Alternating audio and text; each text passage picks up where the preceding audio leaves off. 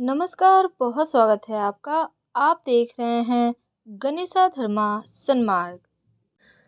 शनिदेव नक्षत्र परिवर्तन करने जा रहे हैं 3 अक्टूबर को। राहु के नक्षत्र शतभिषा नक्षत्र में प्रवेश करेंगे और शनिदेव जब राहु के नक्षत्र में आएंगे तब आप मीन राशि वालों के ऊपर इसका क्या प्रभाव पड़ेगा, आज हम यही जानेंगे विस्तार से। वीडियो के अंत तक बने रहिए और ये प्रेडिक्शन चंद्र राशि पर आधारित है। देखिए, शनिदेव जब नक्षत्र परिवर्तन करेंगे तो आपके ऊपर तो इसका प्रभाव पड़ेगा। अब राहु के नक्षत्र में आएंगे। राहु और शनिदेव दोनों को ही ज्योतिष में क्रूर ग्रह माना गया है। दोनों ग्रह जब एक दूसरे के नक्षत्र में आते हैं तो प्रभावित तो आपको करते ही है, लेकिन इसका प्रभाव भी थोड़ा हटके होता है। अब शनिदेव भी आकस्मिक रूप से व्यक्ति को तरक्की देते हैं और राहु भी देते हैं, लेकिन राहु का तरक्की स्थिर रहता है, पर शनिदेव अगर जरा भी रुष्ट हो जाएं तो सब ले भी लेते हैं, यानी राजा से रंक और रंक से राजा वाला स्टाइल में। पर वो राहु के नक्षत्र में आएंगे तब आपकी लाइफ में कितना देंगे और क्या देंगे, आज हम यही जानेंगे। क्योंकि जो न्याय के देव हैं शनिदेव, अगर किसी पर क्रूर दृष्टि डाल देना तो परेशानी में डाल देते हैं। पर मीन वालों, आप बड़े लकी हैं। आपकी 7.5 शुरू हो चुकी है, चल रही है अभी पहला चरण। और मीन राशि वालों का जो 7.5 है और ऊपर से शनिदेव अभी वक्री अवस्था में है, लेकिन जैसे ही राहु के नक्षत्र में 3 अक्टूबर को प्रवेश करेंगे, उसके ठीक पहले 2 अक्टूबर को सूर्य ग्रहण लगने जा रहा है, साल का सबसे बड़ा सूर्य ग्रहण। और 3 अक्टूबर को राहु के नक्षत्र में शनिदेव आएंगे तो छप्पर फाड़ सफलताएं देंगे। 15 नवंबर तक शनिदेव वक्री हैं, फिर मार्गी होंगे। और आपके जो मीन राशि वाले हैं, शनिदेव की कृपा से अपना मकान, भूमि, भवन, फ्लैट, वाहन का सपना इस पीरियड में पूरा होगा। अगर आप जॉब करते हैं, तरक्की होनी तय है। सरकारी फायदा, सरकारी नौकरी प्राप्ति के योग या सरकार की तरफ से कुछ ऐसा होगा कि आपके इनकम का सोर्स बढ़ेगा। तो ये परिवर्तन आपके लिए तो अति शुभ है, यानी 5 उंगली घी में। तो समय अनुकूल है तो इसका फायदा तो उठा ही लेना चाहिए, लेकिन क्या सावधानियां रखेंगे, कैसे समय का फायदा उठाएंगे, चलिए अब जानते हैं इसके बारे में विस्तार से। देखिए, क्योंकि हम आपके करियर, व्यापार, स्वास्थ्य, हर चीज की बात करेंगे आज। तो देखिए, अभी करीब 1.5 से 2 महीना बचा है, शनिदेव वक्री अवस्था में है, मार्गी होने में। और 7.5 आपकी शुरू हो चुकी है, पहली ढैया है जिसको अढ़ैया कहते हैं।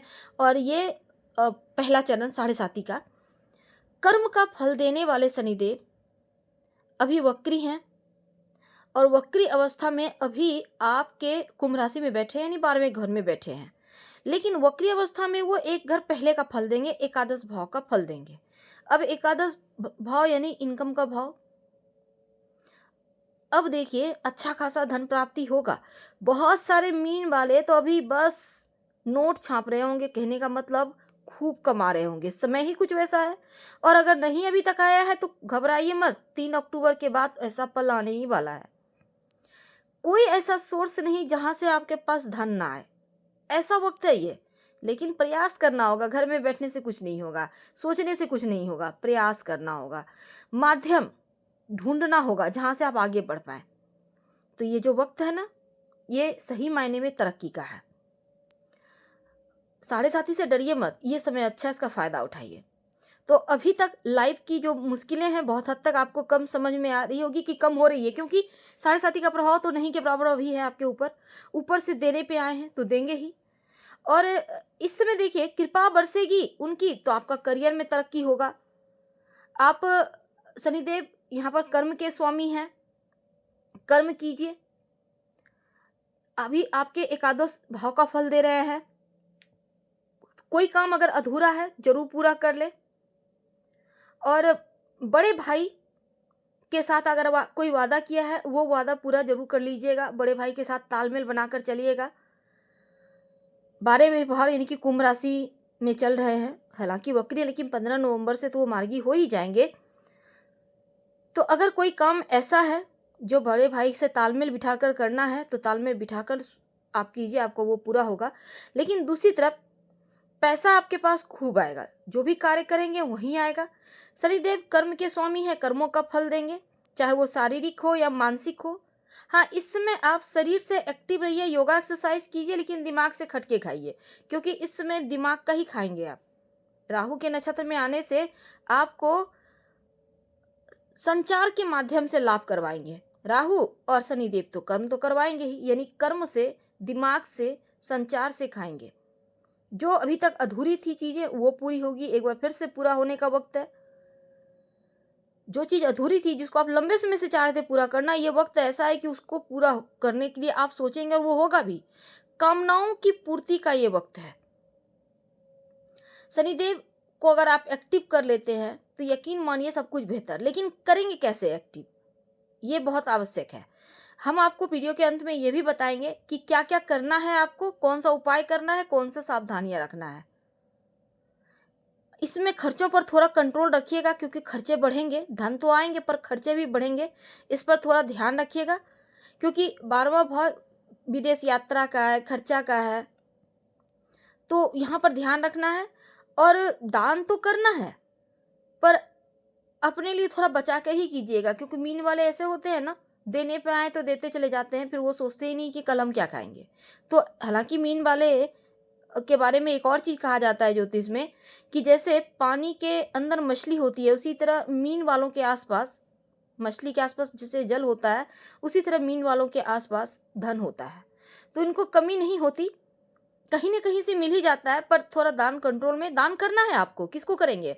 आपके जो सहायक हैं, जो आपके अंदर काम करते हैं, जो सेवक है, सबसे बिहेव अच्छा करें। उनकी अगर उनको मदद की आवश्यकता है तो मदद करें।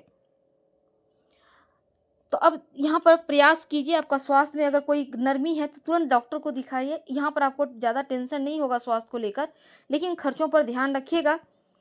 और अपने घर के छत पर पंछियों को दाना मत डालिएगा, कूड़ा कबाड़ इकट्ठा मत होने दीजिएगा, नहीं तो राहु निगेटिव प्रभाव देगा। राहु के नक्षत्र में आ रहे हैं शनिदेव तो पॉजिटिव फल मिलेगा, पर यहाँ पर अगर एक दो चीज़ों का ध्यान आप नहीं रखेंगे तब आप मुश्किल में पड़ जाइएगा।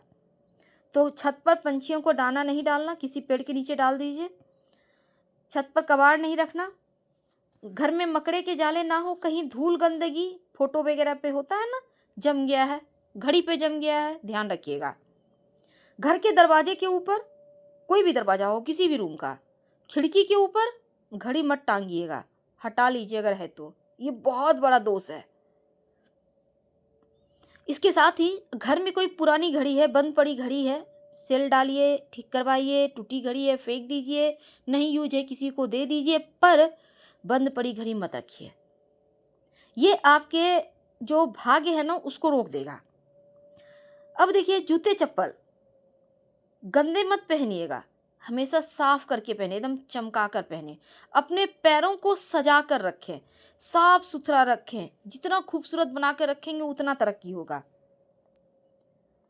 अब यहाँ एक और चीज़ है कि शनिदेव की जो दृष्टि है ना, अगर हम ज्योतिष की माने तो वक्री अवस्था में शनिदेव चल रहे हैं, और इनकी दृष्टि आपके लिए 7वीं दृष्टि वक्री अवस्था में है, 6ठे भाव पर रहेगा।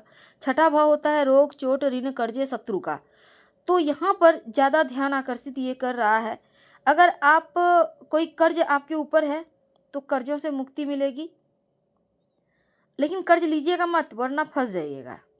मानसिक रूप से इस समय आप खुश रहेंगे और अच्छे परिणाम मिलेंगे। बीमारियां अगर हैं तो आप स्वास्थ्य आपका अच्छा होगा, लेकिन अपना भी ख्याल आपको रखना होगा, समय पे दवाइयाँ वगैरह लेते रहिएगा। कोर्ट कचहरी के मामलों में ले दे के उसको बाहर ही सॉल्व कर ले तो ज़्यादा अच्छा है, क्योंकि इन चीज़ों में पढ़ना भी नहीं चाहिए किसी को, क्योंकि ये बहुत मुश्किल में डाल देता है व्यक्ति को। नौकरी के मामलों में शनि देव की दृष्टि है तो जॉब प्राप्ति के योग बनेंगे। अगर आपको फॉर्म फिलअप करना है, कहीं एडमिशन लेना है, तो भी वक्त बढ़िया चल रहा है आपके लिए, आप इस पर आप काम कर सकते हैं। ये समय आपका अच्छा है। रास्ते में आप कहीं जा रहे हैं, कहीं सफ़र कर रहे हैं, आपके आसपास कहीं नदी है, तालाब है, कुआं है, तो समुद्र ही क्यों ना हो, एक सिक्का जरूर डालिएगा। सिक्का डालिएगा स्टील वाला, लोहे का तो मिलता नहीं, स्टील वाला डाल दीजिएगा। तो ये जरूर कीजिए काम। आपका शनि देव जो है पॉजिटिव तरीके से फल देंगे, राहु भी फल दे ही रहे हैं, तो ओवरऑल समय आपके लिए अच्छा है। हम आपसे विदा लेते हैं। जानकारी अच्छी लगे तब लाइक कर सब्सक्राइब करें, अपनों से शेयर करें और कमेंट में हर हर महादेव जरूर लिखें। धन्यवाद।